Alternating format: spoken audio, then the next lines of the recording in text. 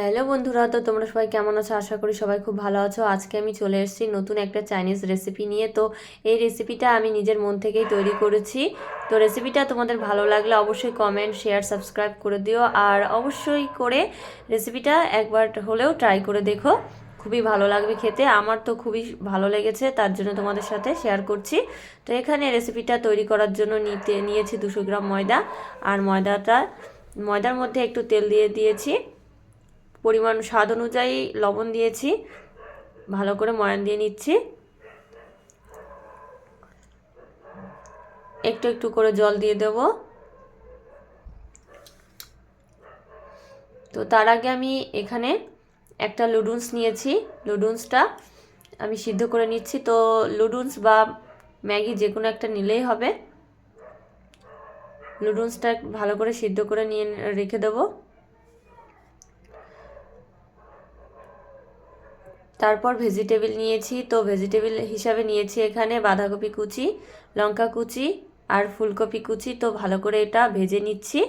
আর তার মধ্যে দিয়ে দিচ্ছি নুডলস সেদ্ধটা ও মশলা হিসাবে দিয়ে দিলাম ম্যাগি মশলা, গোলমরিচ গুঁড়ো, স্বাদ অনুযায়ী লবণ, কাঁচা লঙ্কা কুচি, পেঁয়াজ কুচি। আর এখানে একটা রুটির মতো শেপ করে নিয়েছি। তো এটার ভিতরে ভালো করে পুর হিসাবে ভরে দেবো।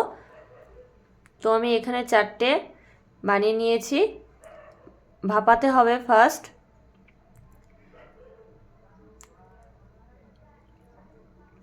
আমি একটা কড়াই নিয়েছি, কড়াইয়ের মধ্যে জল দিয়ে তার মধ্যে ভাপিয়ে নিচ্ছি।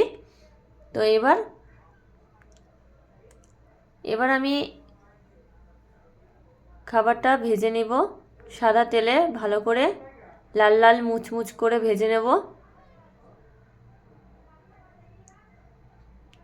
তো লাল লাল করে ভেজে নিচ্ছি। খেতে খুবই সুন্দর হয়েছে, কি বলবো, না খেলে বুঝতে পারবে না তোমরা।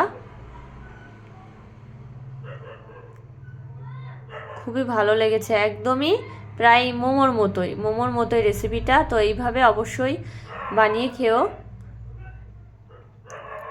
দেখতে একদম লোভনীয় হয়েছে, কত সুন্দর হয়েছে আমার এই খাবারটা। তো তোমরা অবশ্যই বলো তো এই খাবারটার কি নাম দেওয়া যায়। আর এখানে পরিবেশন করার জন্য আমি এইটার সাথে আমি একটু টমেটো সস নিচ্ছি। অবশ্য তোমরা চাইলে যে কোনো সসই ব্যবহার করতে পারো, এখানে নিতে পারো সস। তো আমি এখানে টমেটো সস নিয়েছি, খুব ভালো লেগেছে খেতে টমেটো সস দিয়ে। একটা ভেঙেও দেখাচ্ছি কেমন হয়েছে ভিতরটা। ভিডিওটি ভালো লাগলে অবশ্যই কমেন্ট, শেয়ার, সাবস্ক্রাইব করে দিও। টাটা।